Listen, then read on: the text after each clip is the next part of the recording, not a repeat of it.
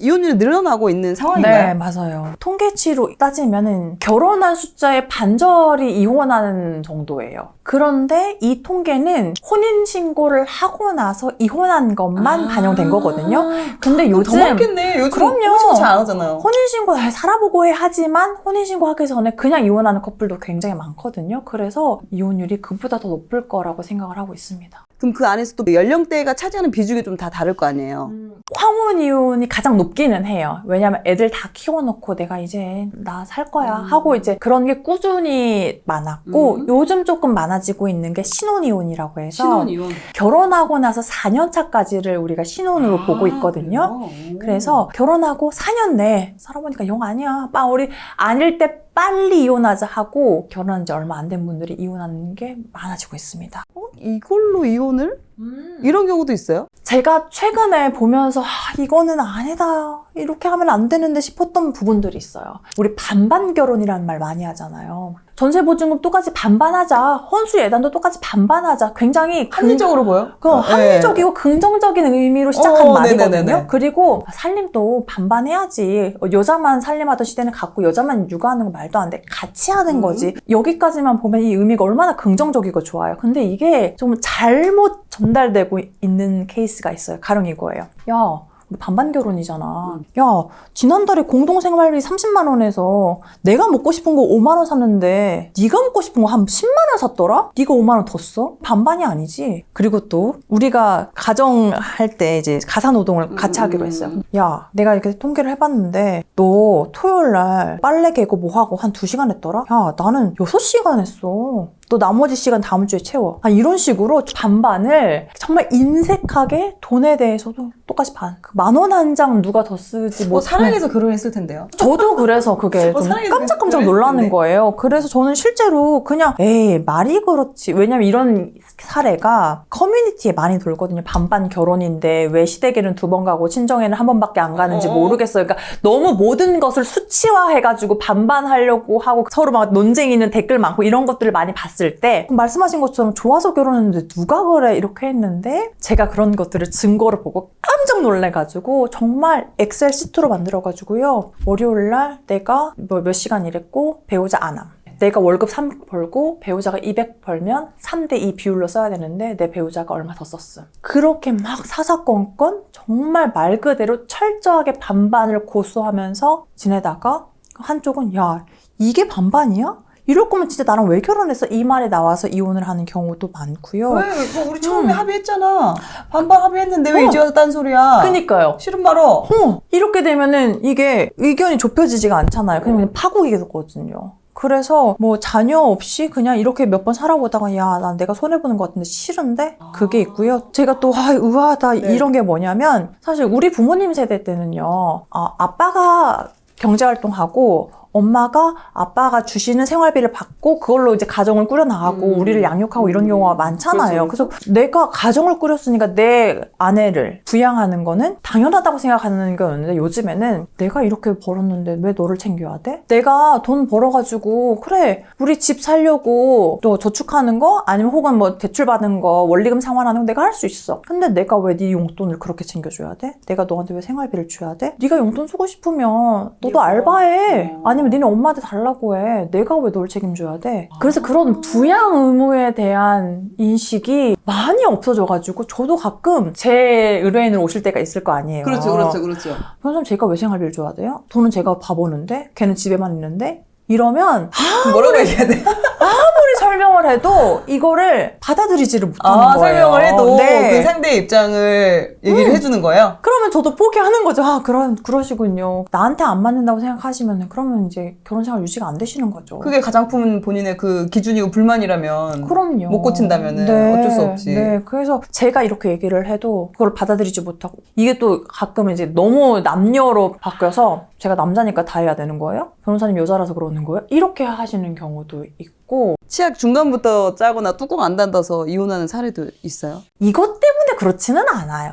전에 뭐가 많이 그럼요. 쌓였었겠지. 네가 왜 이렇게 돈 많이 써? 왜 집안일 안 해? 또 변기 뚜껑 올리고 쌀했지. 또 머리카락 주울했지. 너무나 우리 흔히 있는 네, 일이잖아요. 너무, 네. 근데 이게 쌓이고 너는 역시 변기뚜껑 안 올릴 때부터 알아봤어. 이렇게 되는 거거든요, 싸울 때. 근데 우리가 다 살아봐서 알잖아요. 그렇죠.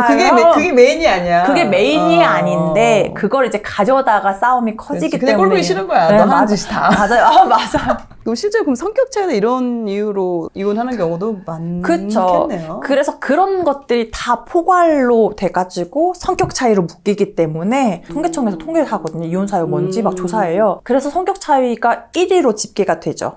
왜냐면 그런 것들을 다 성격 차이로 묶으니까. 배우자의 다른 이유로 이혼하는 경우에도 굳이 내가 구체적으로 배우자의 그런 유책 사유를 밝히고 싶어 하지 않으시는 분도 많아요. 왜냐면 괜히 나한테도 흠이 되는 것 같아서. 그럴 때 이제 퉁치는 사유가 성격 차이. 연령대로도 이것도 약간 다를 수도 있을 것 같긴 한데. 그 연령대별로 뭘로 이혼 많이 합니다. 그거는 말이 안 되고 정말 그냥 개개인의 성향 때문에. 사실 저도 유튜브 보다 보면은 막 부부 40대 이혼 사유 1위 뭡니다. 이런 거 엄청 썸네일 많잖아요. 맞아요. 어떻게 합니까, 그거를. 개개인의 특성에 따라서 너무 다르고, 다만 이제 제가 아까 성격 차이가 1위입니다 말씀드릴 수 있는 건 정말 통계청에서 통계가 그렇게 나왔으니까 말씀드릴 수 있는 거예요. 아, 이런 이야기도 있나요? 요즘 SNS를 많이 하다 보니까 이런 것 때문에 또 트러블이 생겨가지고 이혼하는 사유도 있어요? 그러니까 SNS 관련한 이혼 사유는 한 두 가지로 나눌 수 있을 것 같아요. 첫 번째는 SNS에 지나치게 과시하는 것 때문에 이혼 사유가 되기도 하거든요.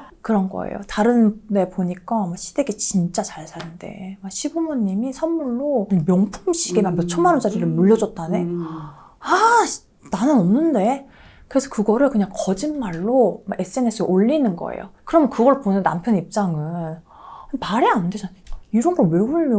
없으면 그냥 안 올리고 말면 되지. 왜 거짓말로 굳이 그런 걸 해? 이러면 또 아내는 아니 내가 시댁 욕을 올린 것도 아니고 이러면 시어머니한테 받았다고 하면 시어머니 치켜 세워주는 건데 뭐가 문제야? 이렇게 되면 이제 좁혀지지가 않는 거죠. 아하. 실제로 그런 사례들이 꽤 있어요. 그리고 그런 거 있잖아요. SNS로 이제 우리가 그 진짜 친구 말고 SNS 친구들만 하는 경우가 있잖아요. 그러면 그걸로 비교하면서 배우자를 닥달하는 거야. 아니 얘는 태교 여행으로 발리 갔대. 우리는 뭐야? 태교 여행? 제주도도 못 가잖아. 이렇게 SNS로 비교를 하다 보니까 아니 남편도 해주고 싶겠죠. 근데 어떻게 다 해줄 수가 있겠어요. 그런 게 문제가 되는 거고, 반대로 남자분이 또 이제 문제가 되는 경우는 야, 이 사람은 애 낳고 3개월밖에 안 됐다는데 살이 다 빠졌어. 야, 뭐냐? 야, 이 사람은 전업인데 집 봐. 완전 인테리어 예쁘게 해놓고. 야, 맨날 돈도 벌어만. 요리해서 올리는 거 봐. 야, 너는 뭐냐?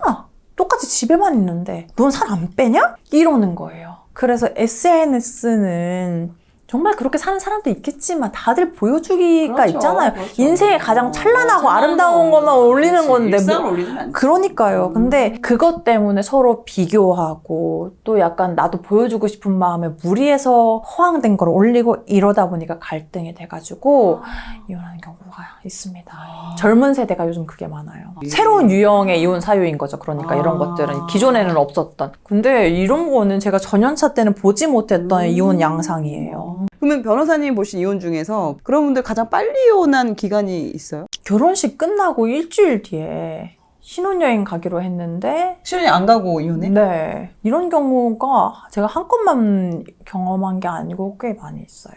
그러니까 결혼 전부터 문제가 계속 있었는데 사람들의 시선이 너무 중요한 거예요. 부모님한테 엄마 나 못 살겠어. 도저히 이 결혼 아닌 것 같아 했는데 이미 친척 사람, 회사 사람 다 했고 니네 아빠 정년 얼마 안 남았는데 빨리 결혼해야지. 그래서 무리하게 그렇게 했다가 결혼식 하고 나서 또 크게 다툼이 생겨가지고 그런 경우에는 이제 사실혼 상태에서 이혼을 하는 거죠. 이 사람이 그런 사람인지 몰랐어. 빚이 있다거나 결혼을 한번 했다거나 이런 것 때문에 또 이제 이혼을 하는 경우도 있을 것 같아요. 우리가 보통 결혼할 때 혼인관계 증명서 같은 거 안 떼고 그냥 결혼하잖아요. 그쵸, 안 떼죠. 결혼하고 나가지고 얼마 있다가 법원에서 서류가 하나 날라온 거예요.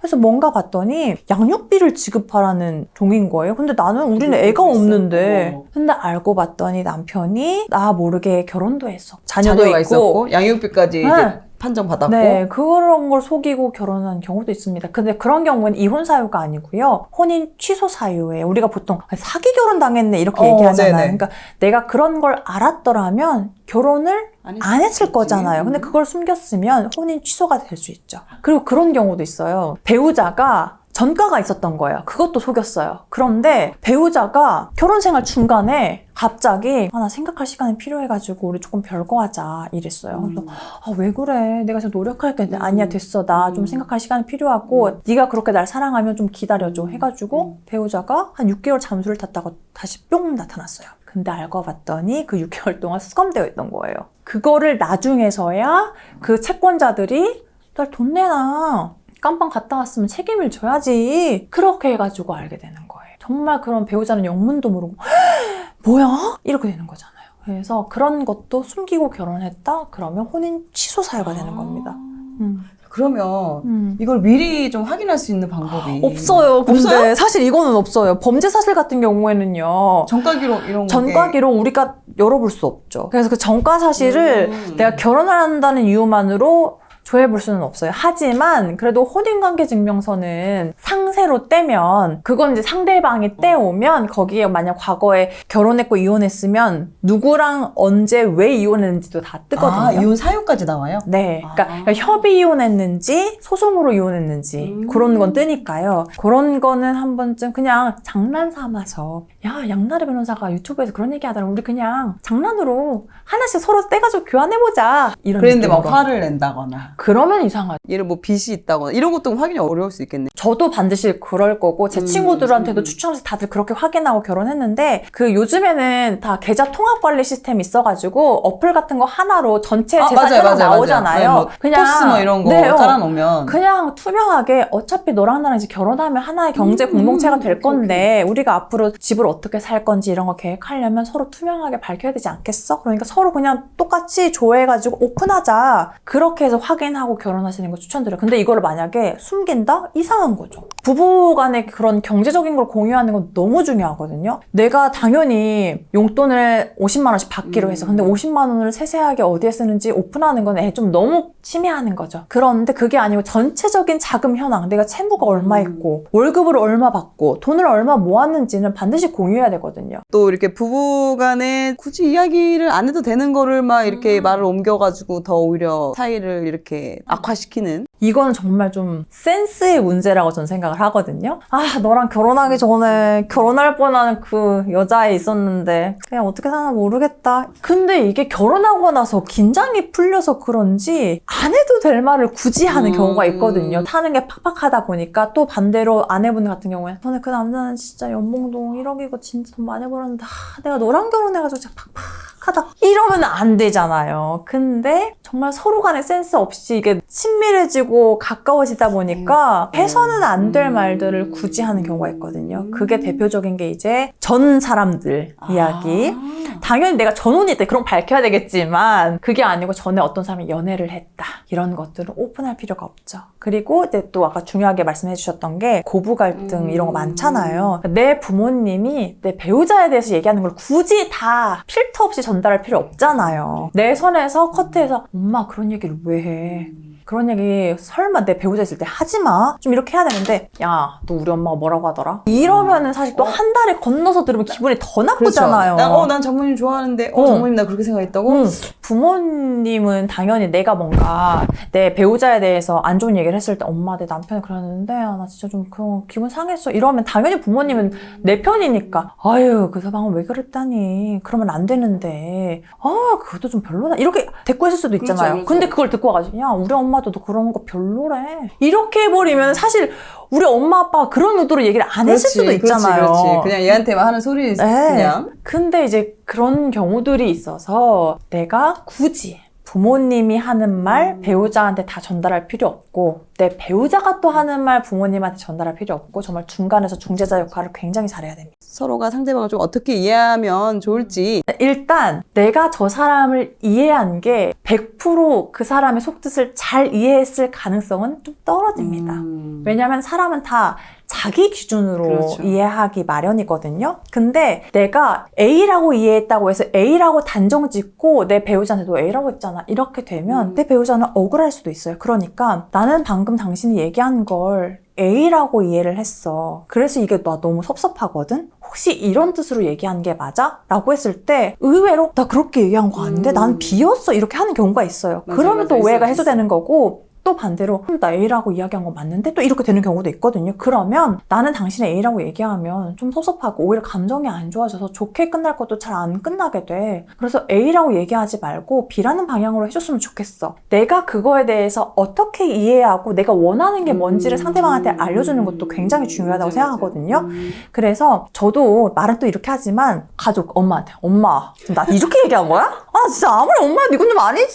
사실 또 그렇잖아요. 근데 남편이고 그냥 남자친구만 해도 또 친해지고 하면 이게 좀 안 된단 말이에요. 맞아요, 그래서 맞아요. 이거를 노력해야 돼요. 끊임없이. 너무 막 상황을 고조시키려고 진지하게 받아들이기보다는 그렇게 서로 확인하고 좀 유쾌하게 해결하기 위해서 노력하면 정말 부부관계가 좋게 유지될 수 있을 것 같아요. 저도 그렇게 하려고 노력하고 있습니다. 할까와 말까가 공존하면 그때는 이혼할 때가 아니에요. 말까라는 생각이 든다는 거는 분명히 내가 배우자한테 좋게 생각하는 부분도 있고 물론 섭섭한 것도 있지만 우리 가정이 좋은 점도 있잖아요. 그러면 그때는 섣불리 이혼하는 게 아니에요. 와 이거는 이리 생각하고 저리 생각해도 해야 돼. 나는 이혼해서 결혼 과정을 보면 불행한 것만 너무 많고 고통스러워. 이러면 이혼을 해야죠. 이혼은 흠은 아니에요. 하지만 그렇다고 해가지고 가볍게 생각하고 결정할 것은 절대 아니다.